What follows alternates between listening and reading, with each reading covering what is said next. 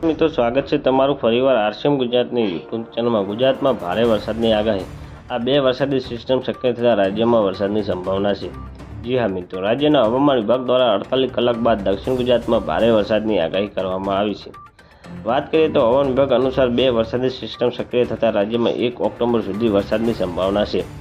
27 સપ્ટેમ્બરથી 30 સપ્ટેમ્બર સુધી રાજ્યના કેટલાક વિસ્તારોમાં ભારે વરસાદની શક્યતા વ્યક્ત કરવામાં આવી છે।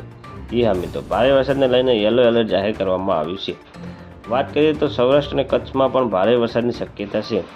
સૌરાષ્ટ્ર અને કચ્છમાં પણ ભારે વરસાદની શક્યતા વ્યક્ત કરવામાં આવી છે। હવામાન વિભાગે 28 થી 30 સપ્ટેમ્બર માટે વરસાદનું યલો એલર્ટ જાહેર કર્યું છે।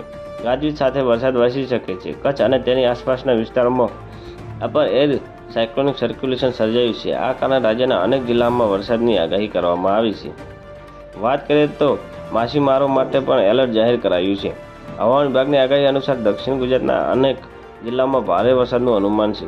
દક્ષિણ ગુજરાતના દરિયાકાંઠા વિસ્તારોને માછીમારો માટે એલર્ટ જાહેર કરાયું છે।